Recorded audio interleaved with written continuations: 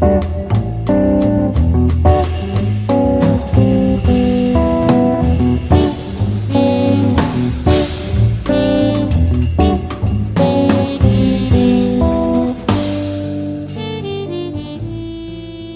to a new edition of the Neon Jazz interview series with Australian-born New York City-based jazz guitarist Nic Vardanega. We caught up with Nic about his newest 2019 CD called Point in Time, a follow-up release to his 2014 debut called Inverno, influenced by 2 years of living in New York City and experiences in that jazz scene. After completing a Bachelor of Music and Jazz performance at the Sydney Conservatorium of Music in 2012, Nic worked extensively as a sideman and bandleader in Australia. That led to his move to America and the cauldron of jazz in New York City. He's got stories, so please get to know him and dig this interview, my friends. So, Nic, thank you for taking a minute out for Neon Jazz today, man. I appreciate it. Not a problem. Thanks for having me. You bet. So let's talk about your latest 2019 release, Point in Time, and I want to know, what was your vision for this project? I'm always writing tunes. You know, it was sort of a goal of mine to have an ensemble that I could find the best ensemble I could to express these tunes. I really loved the music of Mike Rodriguez, the trumpet player who I had on the record. I listened to a lot of his music, and I just loved his playing. And I had him on a bunch of different records as a sideman. That sort of vision came to me to try and and I've always loved the trumpet too. Just in general in jazz, and so I thought it was something I hadn't really done much of, was play my music with a horn player, and that was kind of the main idea. I wanted to sort of feature him and then find a way for the group to sort of exist with the horn, and then also incorporating the guitar into that record. It was mainly that. So my idea was to have and I've always loved playing guitar trio, guitar, bass, and drums. So the goal was to originally just sort of have a guitar trio plus horn, and feature Mike and his beautiful playing and his improvising skills, the way he can interpret the music. So that was mainly it, and I had been writing, like I said, I was sort of writing songs all the time, and I had these different tunes and different moods and different things that I was exploring, and and I've got some tunes that feature Mike on flugelhorn. I love that sound of guitar and flugelhorn, and some other ones with trumpet, with the mute. So I was trying to sort of mix it up as well, and even there's a few tracks on the record that are just trio, just guitar, bass, and drums, which I've always loved that setup. So that was kind of the main idea, was to keep it sort of focused, on featuring the trumpet, but trying to have some different moods on the record, some different kind of sounds and that kind of thing, but still have a focus that's, this group of basically a guitar trio plus a horn, yeah. Talk to me a little bit about growing up in Australia and how you got involved with music. I always grew up with music around, from a very young age. My parents are big music fans, so, there was always music going on around the house. Yeah, I started pretty young playing guitar, around age 7. I started taking lessons, then just kept at it, basically, and kept playing, and started playing in bands a little bit when I was in high school. I think, a real pivotal point came sort of towards the end of high school, when I had to sort of decide, well, I sort of knew that this is what I wanted to do and pursue music seriously. And then I had a teacher at the time that he sort of steered me down the jazz course, basically. And, I started just checking out slowly, just getting used to that kind of music. And then, because I grew up in Sydney, so there was basically the best place to study there was the Conservatory of Music, which has been around for a very long time. It's got probably the most prestigious school to study music at. And basically at the time, all you could study there was jazz or classical. So, that was sort of another thing I realized, well, I'm probably, I was getting more interested in jazz. Yeah, basically from there, just, I got into the course there, the Bachelor of Music degree, when I was around 18 or so, and then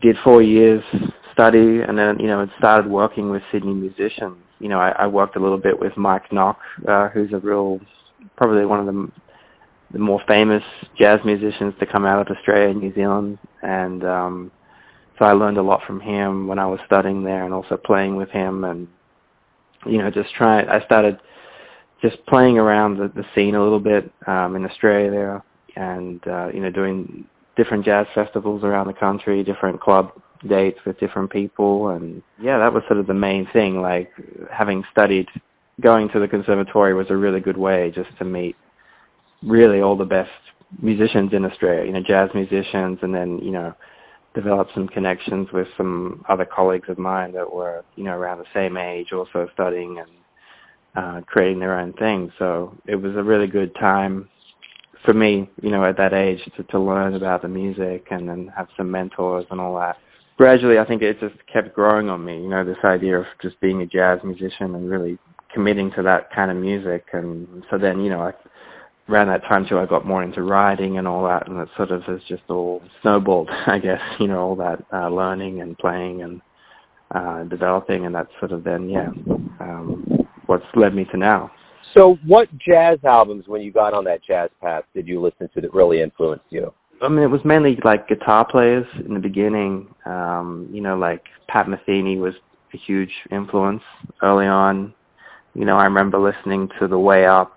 That was one of the first jazz records I listened to, because I grew up mainly listening to rock music, and that was mainly my main thing through my early teens and all that. So I really remember, listening to Pat Metheny and like John Scofield, people like that early on, that was sort of my introduction into jazz. It was the way they played it sounded.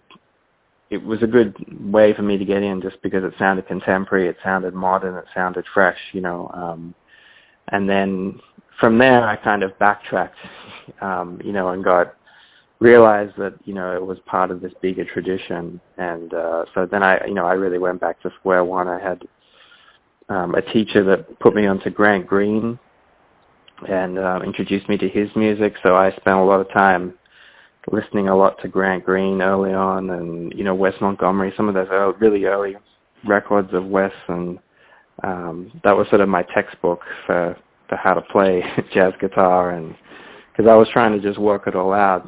I'd obviously been playing music for a while and had an understanding of the guitar and the fretboard, but it was sort of nothing to what I needed, to be able to really play the music convincingly. So I had to do a lot of backtracking, and then that sort of led me to then checking out horn players like Charlie Parker and Miles, and I sort of just had to fill in the blanks a little bit, but definitely early on it was Metheny, Scofield, Wes, and Grant Green. I'd say the main people that really got me going with jazz guitar.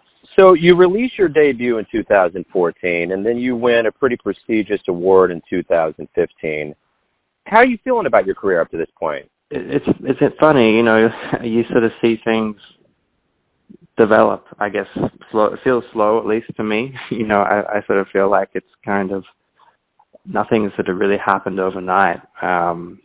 Where I think it's just even today, my main goal is really just to keep the trajectory going on the up, just really just trying to go day by day. And I think that's kind of how it's led to where I am now, even like that first record, I think my playing sort of developed a lot from there, and what I like, and then what I'm hearing musically and all that kind of thing. So, that's sort of the main thing that I've felt, at least with my career so far. I still feel like I'm very early on, in what I'm doing, even just having 2 records already.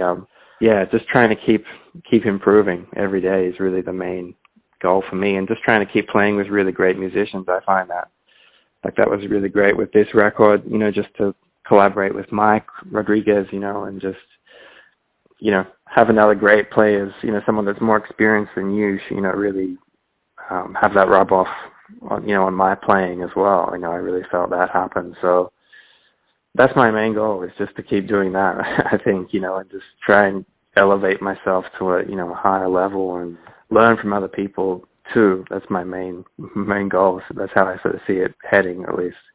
So when you finally came to New York, was it a pretty big jolt to you to get into this mecca of jazz, and how did everything kind of begin for you? Yeah, I think it all sort of goes back to when I was studying in Sydney, at the Conservatory, because around halfway through my 4 years there, I took my first trip to New York, and that initial trip was like just mind-blowing.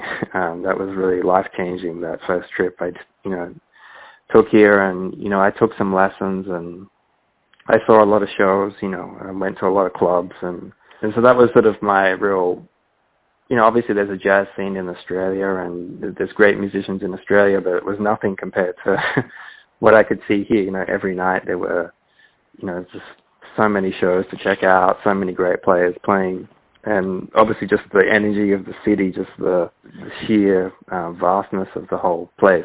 So, I remember going back to Australia after that. I was just here for 2 weeks or so, and then, just realizing that this is a place that's, eventually, if I'm really serious about this music, I really want to try and end up here, and play and learn from these people, So I took a few trips, sort of every couple of years, same sort of deal, like coming for 2 weeks. So I started to get a feel for the place a little bit more, realized that, okay, this is something that I really want to try and move here and, really spend more solid time. And so, a good way for that, at least that I saw, was to try and move here and do a master's of music. And that was sort of the way I made the move here to, in 2016, I applied for NYU and moved over,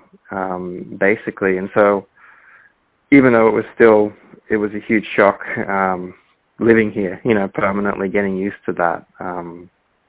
I'd already, at least I'd taken about three trips, short trips to New York, before that. So I was, familiar with the place. I sort of knew my way around, knew some people.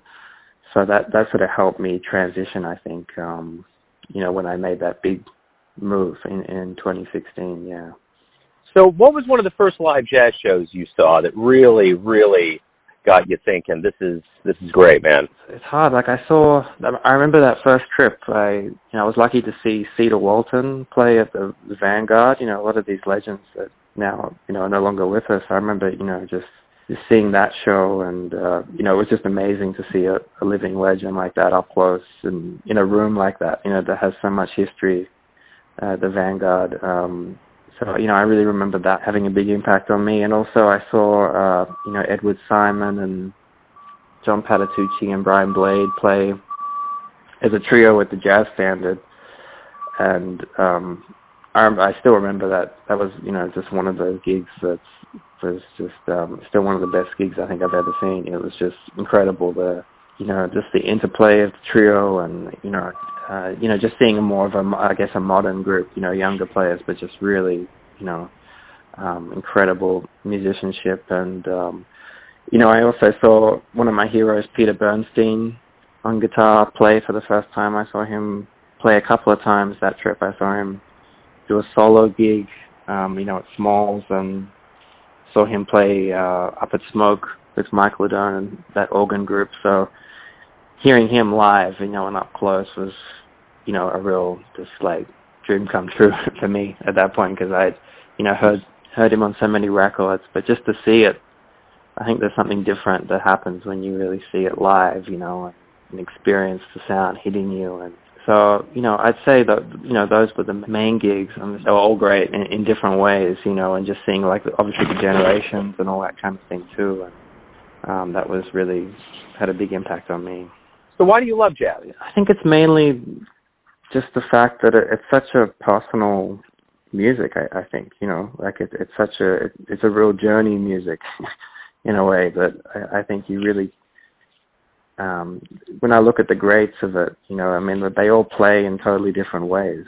They're in totally unique personal ways, and I think that that's just something that really resonates with me, just as a person, and as a player. Like I realized, sort of early on that it was sort of a music I could have for life, and keep developing and never really get bored playing. And I sort of just felt like that was such an amazing thing, to have a music like that you could pursue on your terms and, have the freedom to play the way you want, but also to have it coming from a tradition that's so strong. There's so many great players from the past, so many, there's obviously a language, there's a repertoire, there's a common ground that's I think a very strong thing about the music, the tradition and that, but yet, there's the ability to sort of have your own voice with it, and I think that's sort of your responsibility is to study it and then, from that to find your own way of dealing with it and then expressing it. So I don't really see that in any other styles of music so much, like I think, obviously with classical music, it's so concerned in just replicating, like a past or a thing, and then, with other music, it's sort of, then there's not quite the same level of freedom that you can have with, really improvising or really expressing, stretching on things and pushing beyond, really being able to search while you're playing and having that kind of energy. I really haven't come across, any other sort of, way of playing music that to me feels fulfilling, in that same way. So this is my final question for you. Everyone has their perception of you, your family, your friends, your fans, but you know yourself best. Who do you think you are? I don't know. It's a good question. I think of myself as a pretty simple person, really. I like the basic things, in life, and, obviously, playing music is something I love to do, and pursuing that every day and working on that. I see that as just a big part of who I am, and what I like to do. Like, just if I was just left to my own devices, like I like working on it. I like listening to music. I like practicing, and all that kind of thing. I'm also just, I think, a pretty simple person that, I like spending time with my wife, or, just going out, side and, seeing nice places, seeing cultures and experiencing things as well. So I don't know. I think that's sort of how I guess I would see who I am, Right on, man. That's a great answer. It's a great way to wrap everything up. Nic, thanks for opening up about your album. Thanks for opening up about your life and music. I really appreciate it. Okay. Thanks for having me, Joe. Thanks for listening and tuning in to another Neon Jazz interview, where we give you a bit of insight into the finest cats in Australia, New York City, Kansas City, and spots all over the world, giving fans all that jazz. And thanks to Nic for his time, music, and his stories. If you want to hear more interviews, go to Famous Interviews with Joe Domino on the iTunes Store. Visit neonjazz at youtube.com. And for everything Neon Jazz all the time, go to the neonjazz.blogspot.com. Until next time, enjoy the jazz, my friends.